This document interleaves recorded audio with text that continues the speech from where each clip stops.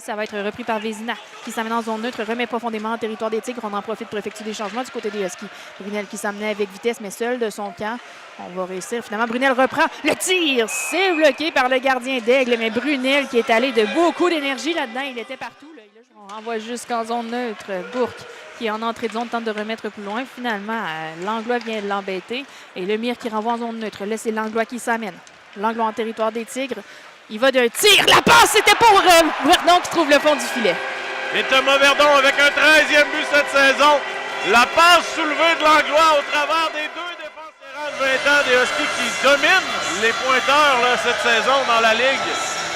Toute une passe de Langlois. Là. Honnêtement, là, je ne m'attendais pas à ça. Et finalement, même avec un défenseur des Tigres sur lui... Murzov qui tente de renvoyer dans l'enclave. Personne ne pourra en profiter du côté des Huskies. Au niveau d'un dégagement en zone neutre pour les Tigres. Là, c'est Ogonovski qui est renvoyé au banc des siens là, sur une mise en échec. C'est Lemaire qui va reprendre.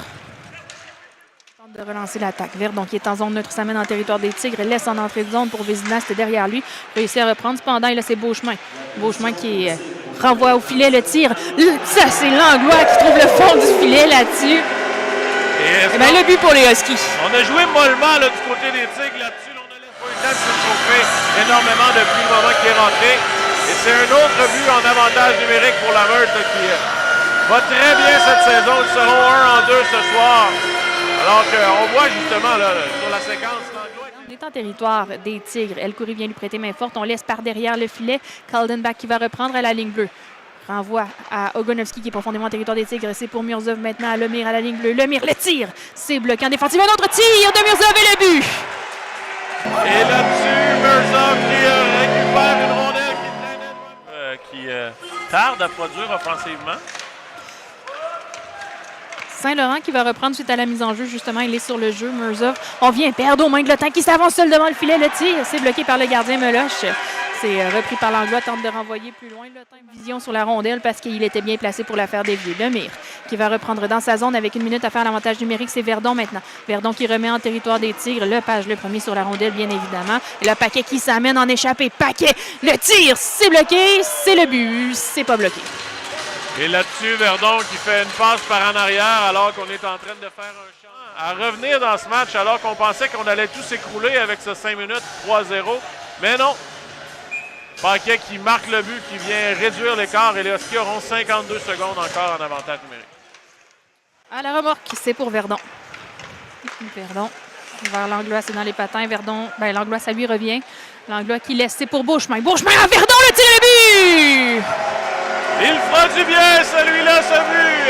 4e des Huskies ce soir, alors que cet avantage de la Ligue, nul autre que le vétéran de 20 ans là, pour redonner l'étincelle. Et on va dire corriger. Contrôle de la rondelle renvoie en territoire des Huskies. Kaldenbach qui renvoie plus loin. Finalement, le temps qui renvoie en territoire des Huskies, c'est Paquet. Le premier sur la rondelle laisse par derrière le filet pour l'Arbre. Ça fait un drôle de bond. Là, je pense que ça a frappé le patin de Lemire. Meloche qui réussit l'arrêt malgré tout. Et là, on y va d'un tir. C'est bloqué par Kaldenbach. Et là, le wraparound qui trouve le fond du filet. Meloche était profondément dans ce fameux filet, justement. Et les Tigres qui... Excuse-moi, c'est juste qu'on voit, c'est Sherlock qui est juste derrière, caché en arrière du mur, puis il y a juste la tête qui sort une fois de temps en temps pour regarder. Il joue à la cachette en se tenant informé. Laurent pour la relance, puis c'est renvoyé profondément en territoire des Tigres. Lepage, le premier sur la rondelle. Lepage qui est rattrapé par Rowe. Là, on était à moitié de vitesse. Là, c'est Langlois qui va d'un tir. On tente de faire dévier devant le filet et le but! Et Benjamin Brunel qui passait par là et qui récupère cette rondelle pour la mettre filet. Brunel qui était au bon endroit, au bon moment, qui a tout simplement poussé la rondelle derrière le gardien de but. Là, un but très facile. Alors qu'on peut s'approcher facilement de la cage des Tigres. Là, on l'a vu, Brunel qui s'était fait oublier derrière. Avec Amel devant lui, Vlasov, ça lui revient. Vlasov qui, le long de la bande, finalement réussit à remettre jusqu'à le temps à la ligne bleue. Le tir, ça dévie sur le pad de Meloche et ça trouve le fond du filet. Ce sera un coup de chapeau de Paquet là-dessus. Un 3e but pour le vétéran de 20 ans des Tigres. Reprises ce soir réduisent l'écart à 2 buts. Et Paquet qui avait été oublié, comme il l'a été à quelques reprises ce soir, derrière le jeu. C'est pour Langlois. Langlois à Saint-Laurent. Le tir, c'est bloqué par le gardien. Le retour qui est libre. Verdon, un autre tir et le but! Ça touche le derrière de la patte du gardien, j'ai l'impression. Ça a fait un bond dans le filet. Et Thomas Verdon qui demande au spectateur va tirer dans le dos du gardien de but Catarzini qui n'était pas prêt du tout. Et cette rondelle s'est faufilée. Pas le plus beau début, mais on va dire le plus intelligent. Brunet laisse pour Labre. Puis c'est repris par Lotin. À Labre, à la ligne bleue. Labre, à Lotin. La passe pour Vlasov, le tir et le but. Tu l'avais-tu dit, Josiane, ou tu ne l'avais pas dit? Tu dit que ça allait backfire? Eh oui. D'unité spéciale, là, c'est 24 minutes, là, littéralement, plus qu'une période. On peut bien trouver que ce match-là est interminable. On est constamment arrêté, soit des escarmouches après le sifflet, soit des punitions. Reprendre, c'est pour Lotin, à Brunet. Le tir, c'est pas André. Le retour, c'est dans l'enclave, c'est libre. Un autre tir, ça venait du bâton de Bourg-Beaujean en défensive parce que le filet, il était désert. Là, ça va être repris par les Tigres. C'est Lotin qui renvoie plus loin, c'est pour Paquet. Paquet à Labre et Brunet maintenant. Le tir, c'est bloqué dans le but.